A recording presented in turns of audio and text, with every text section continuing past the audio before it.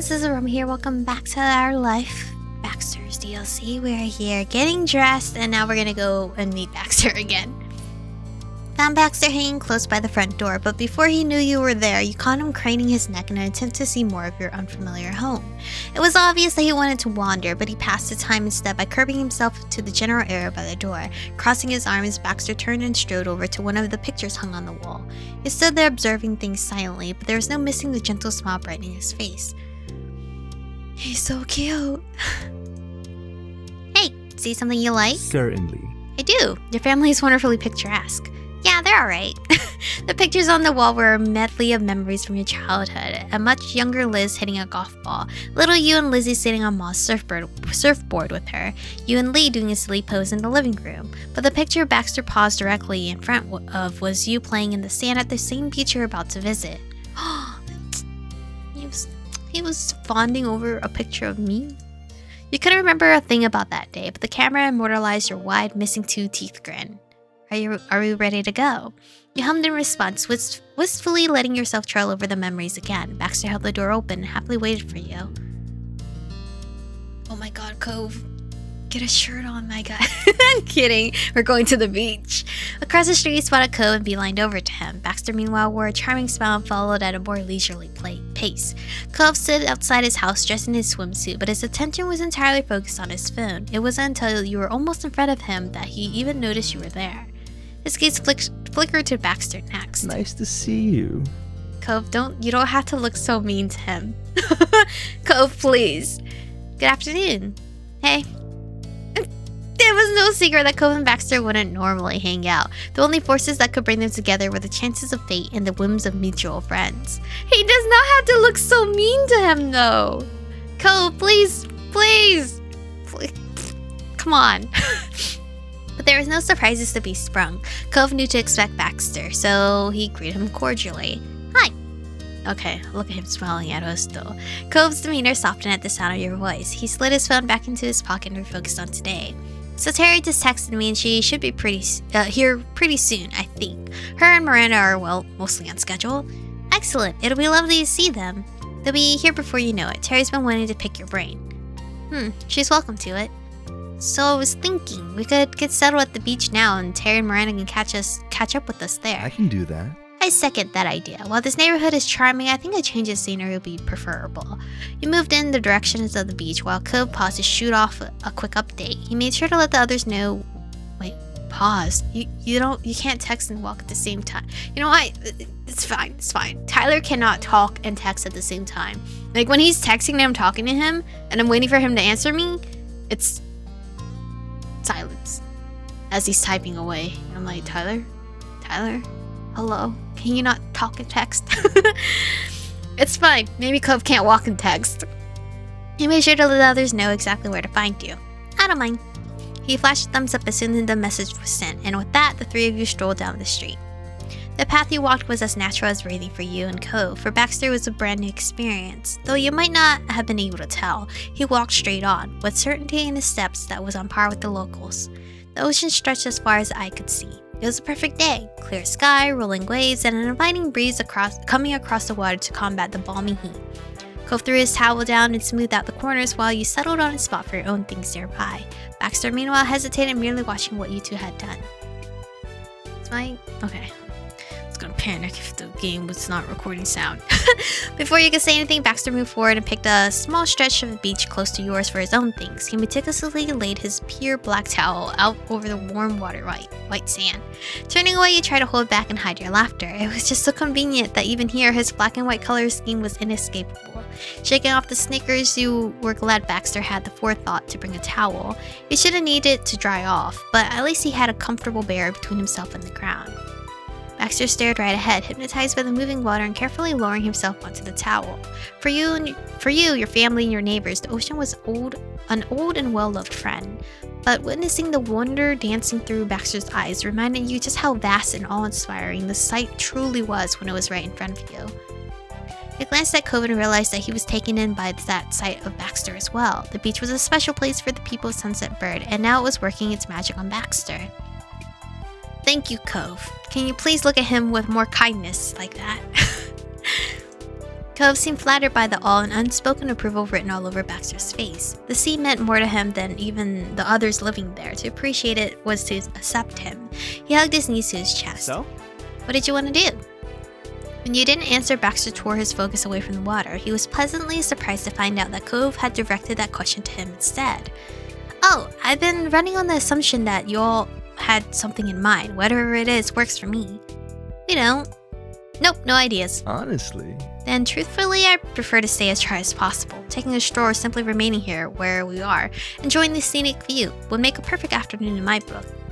But my wants shouldn't interfere with yours. I won't stop anyone from having fun in the water. We're at the shore and I'm not heartless. He's so kind. Cove nodded understandingly. I was about to say, Cove was literally in his swim trunks, so homie is gonna jump in the water.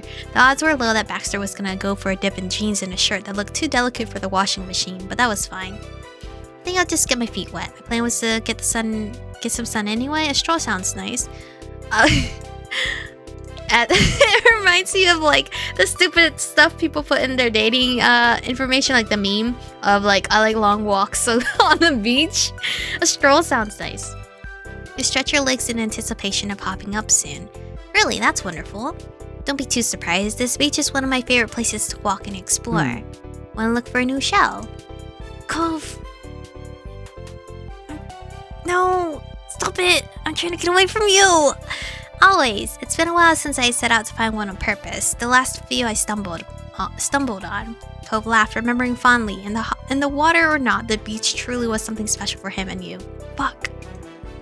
Oh, we'll have to be light on our feet then. Luckily, that's something I quite excel at. Okay, good. Baxter moved himself into the conversation. Cove kicked his heels, sending some grains of sand that had gotten on his towel sailing. He had done well starting the conversation, but now he was unsure of how to keep it going. Luckily, it didn't take long until you heard shouts. You turned your head to see both Miranda and Terry running straight for you.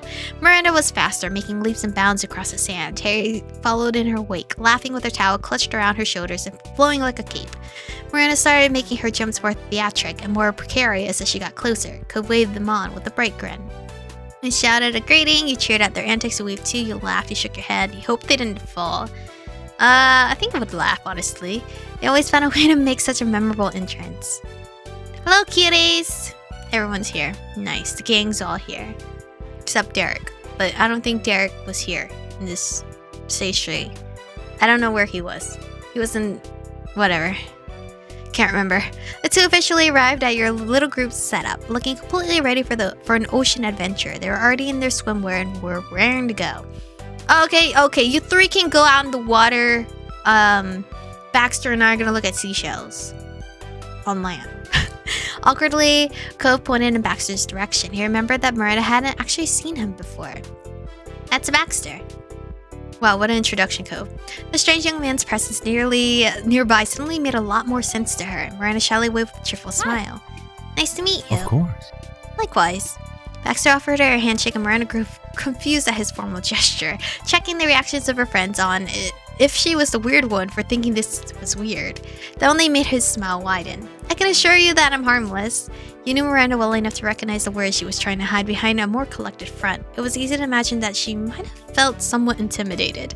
Baxter had an air of maturity about himself, while Miranda was a little bit childish and shy in comparison. Hesitantly, she clasped his hand and gave him a proper shake. Thanks for meeting us here today. My pleasure. Baxter placed his other hand gently on the back of hers while he spoke. They both let go and Terry sprung forward. Hey, buddies. Hello! She teasingly punched Baxter's upper arm. Nice to see you too. Terry had already made her dramatic introduction to him at the start of summer, so she was excited to skip right to the good part, hanging out. The bee-man is actually here. I can't believe how long it took for everyone to get together. Hi, Cove and Michiko too. Hey, catch us up. Did we miss anything important? Other than Baxter appearing in the neighborhood, it's been totally normal. You showed like Cove, you gave a vague answer, you gave her a recap over how her family was doing. What have you been up to?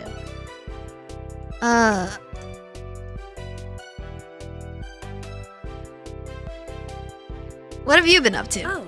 The usual. Terry laughed and mentioned a few things about her own parents. Miranda brought up her family and shared some of the wild things her older brother had done. Terry then started talking about her morning and how she'd almost overslept since she had stayed up too late last night. She bounced on her feet as she spoke. But don't worry about me being tired today. You know, I ran on less back during school. Miranda filled in the group about her morning. Apparently everything had gone smoothly. She met up with Terry on the way here, and you knew the rest. Cove offered a suggestion to the gang. Let's walk while we catch up. Okay. Oh yeah, definitely. You felt pleased that Cove remembered what you wanted to do. Sometimes you... Cove, you're making it hard for me to move on. He could be thoughtful like that. Once everyone's step was settled on the beach, the group strolled over to the shoreline. The wet sand was cool under your feet. A wave rushed up and covered your ankles in water. You flinched from the suddenness of it, but the next wave you were acclimated. You took another step forward and sank a little into the ground. Behind you, your footprints were soon smoothed by the waves. Your friends chatted as you all walked together, though Baxter remained at a distance to stay dry. You took turns pointing out cool shells or pieces of sea glass. It was a relaxing jaunt. Hours passed and the group had moved between different activities, some low-key and some more exhaustive. For you, it was break time, Baxter agreed. He sat on your towel sipping at some water and he rested on his. Your friends were hard at work burying Terry's full body under a pile. Miranda used her arms to force up sand around Terry's sides. Cove working on covering Terry's feet. He took another drink and glanced over at Baxter. "You're right, boy, homie?" He was staring at the water, but there was an entirely different feeling radiating from him. Rather than pure awe, there was a level of discomfort marring Baxter's expression. You wonder what was bothering him. Suddenly he turned towards you as if he could feel your curiosity prodding at him. He surprised you with a kind smile. "There's a reason why I've never gone in the ocean before." Baxter let that hang there and absentmindedly brushed some sand off his thigh. He hadn't elaborated earlier, and you weren't quite sure if he was going to now. Quickly it became clear that he was carefully choosing his words. The last thing you wanted was to push him. Well... The idea of being fully immersed in the ocean is a bit frightening. It seems endlessly deep and unpredictable, with power waves and rapid currents. And they're... Oh my god, is he me? I was just mentioning this in... I don't know which episode, where the reasons why I don't go in the ocean. And there are creatures lurking in there. Some of them are larger than me. It's unfathomable. You don't play with something like that.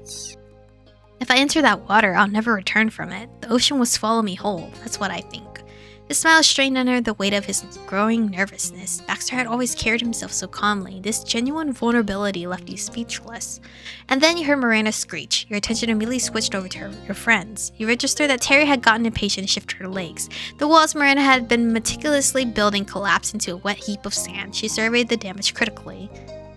"We're gonna have to start over on that part. Do you want to give up on this now?" "No way! The burial must continue. I'll try not to move anymore." "Okay, if you're sure, I'll try to fix this."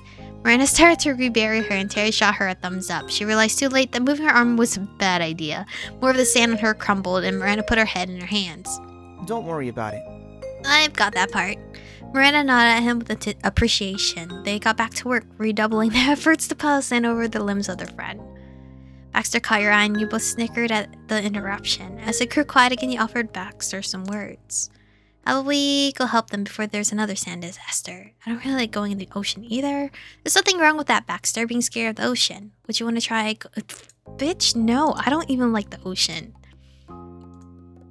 Bewilderment twisted his expression for a fleeting second, but Baxter soon softened. He combed his fingers through his hair. He's probably like, this girl's just saying whatever to make me happy. But deadass, Baxter, I'm being real. I don't like the ocean. You are incredible. Oh, thanks, man.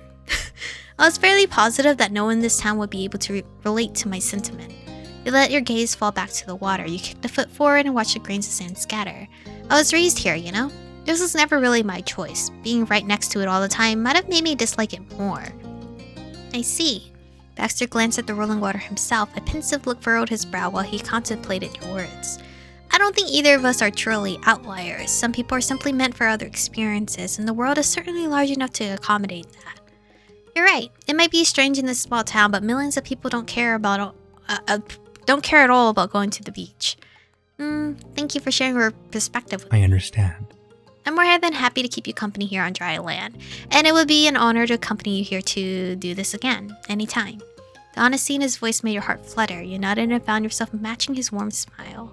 It was comforting and powerfully uplifting to have someone fully understand this part of yourself. You weren't expecting to find that kinship, but you were glad it was with Baxter. Okay. Yeah.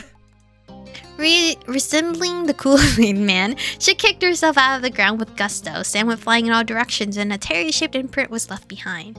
Miranda yelled again, and Cove chuckled. There probably wasn't a better way to get out of it. You didn't get to join in on burying Terry, but you didn't mind. The one-on-one time you did with The one time you did get with Baxter was something you wouldn't have missed. You waved cheerily to your friends, and the 5 of you regrouped about halfway between the towels and the destroyed tomb. Man, I'm ready to wash this off. Terry looked down at herself and laughed. She tried brushing the wet, mushy sand off, but most of it stubbornly clung on. She only succeeded in moving around where it was on her. Terry's grin tilted when her gaze landed on you and Baxter. She shrugged awkwardly. We're cool. I'm not expecting all of us to jump in. Thank you. Don't worry about me. It was never my intention to swim. Please don't let that stop your fun. He echoed the same statement he'd made to you earlier that way. Wait, what? Well, It's simply not my preference. Terry squinted and thoroughly scrutinized him. She wasn't satisfied with his answer. I think I get it. You're new here. You don't know what to do in the Great White Sea. Just hold onto my back and I'll take you out into the water with me. Your place is right up the street. It's not too late to change. Terry, you're being too pushy. While I greatly appreciate the gesture, I must decline. Are you sure? I could totally handle it. I'm a lifeguard in training. Terry, I thought you hadn't signed up yet. Shh, I will. And that's what counts. thank you. Yes, thank you. But it's just so sad to leave you out, you know? Me and Cove only became friends in the first place because we're beach people. You can be a beach man too. Bee-man. Her crestfallen gaze slid to Cove. He nodded understandingly. Surprisingly, Baxter chuckled. I get it. I understand where you're coming from, and I'm sorry for any upset I might have caused, but please, trust me on this one. I'm perfectly fine. I may not be much of a seafaring man, but I have gone swimming before. Pools and lakes are no trouble to me. In fact, I would guess I've done certain water-based activities that some of you might be too nervous to try. Where's this going? Cove's lips pursed. He raised his chin and stared, not so much threatened by Baxter's accusation, but insulted he would even make such a challenge. I don't know where this is going, and I capped out on saves. Oh, holy shit. We're gonna save over save files I made in February? I don't know of what year, but oh well, we're covering it up. But this is where we're gonna end today's episode off. It seems a little intense here, Terry. If not everybody wants to do something, it's okay. Honestly. That's why, like, when you hang out in big groups, not everyone's gonna want to do something. Like, an amusement park, for example, not everybody likes every ride. So it's okay. We're not gonna push it. We're not pushing friends out of their comfort zone, okay, Terry? Anyway, thank you guys for watching today's episode. Stay beautiful, and I'll see you guys in the next one.